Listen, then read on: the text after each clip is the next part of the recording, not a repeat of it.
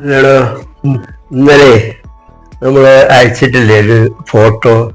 അതെ, അതെങ്ങനെയാ അതിൽ വരിക എന്നുള്ളത്, അയാൾ അത് കണ്ടിട്ടുണ്ടോ എന്നുള്ളത് എങ്ങനെയാ അറിയാം?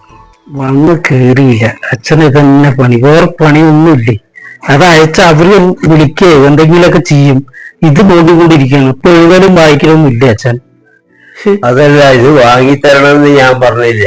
ഞാൻ വായനയുടെ മേശാന്തിയാണ് എന്നൊക്കെ പറയേണ്ട ആൾക്കാർ. അപ്പൊ ഞാൻ വായിച്ചുകൊണ്ടിരിക്കണേനെ മാറ്റിയിട്ട് ഇതിലേക്കുള്ള പ്രചോദനം ആരാ തന്നത്? അത് നോക്ക്, ഇത് ചെയ്യൂ, അച്ഛൻ എനിക്കിപ്പോ അതിന്റെ ഇതുണ്ട്. കാരണം രണ്ടുപേരും കണക്കാണ്. ഇപ്പൊ അമ്മയും കണക്ക് തന്നെ, അച്ഛനും കണക്ക് തന്നെ. ഇതിൽ ഭയങ്കര അഡിക്റ്റ് ആയിട്ടിരിക്കുകയാണ്. ഞാനിതിൽ അഡിക്റ്റ് ആയിട്ടൊന്നുമില്ല. ഞാനിപ്പോഴും വായിച്ചുകൊണ്ടിരിക്കുന്ന, ലേറ്റസ്റ്റ് ആയിട്ട് വായിച്ചു കൊണ്ടിരിക്കുന്ന പുസ്തകം ഏതാണെന്നറിയോ നിനക്ക്? തൃശ്ശൂരെത്തി ആളറങ്ങണം, KC ജോസിന്റെ.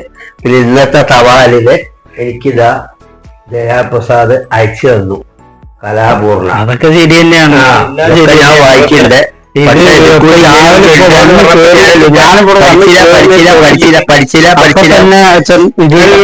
അപ്പൊ തന്നെ ഇല്ലാണ്ട് ഇപ്പൊ എനിക്ക് വയസ്സായിരുന്നു. എന്റെ വയസ്സ് കണ്ടല്ലോ, എനിക്ക് പെട്ടെന്ന് മറന്നുപോകും. അതൊന്ന്. രണ്ടാമത്തെ കാര്യം, ഇതിപ്പോ അയച്ചു, ഇതിൽ കൂടി അയച്ചാൽ മതി എന്ന് പറഞ്ഞതുകൊണ്ടാണ്. ഇല്ലേ ഞാൻ ആ ഫോട്ടോ എടുത്തു, പ്രിന്റ് എടുത്തു, പോസ്റ്റ് ഓഫീസിൽ പോയി അയക്കും. അപ്പൊ അതല്ലോ. ഇപ്പൊ ജയപ്രസാദിന്റെ മറുപടി എനിക്ക് ഞാൻ ശരിക്ക് ഇല്ലന്റിലാണ് അയക്കുക അതില്. അപ്പൊ എല്ലാ ഇല്ലന്റ് മാത്രമേ വരുന്നുള്ളൂ ഒരു തവണ ഒരു സംഭാഷണത്തിൽ പറയുകയും ചെയ്തു.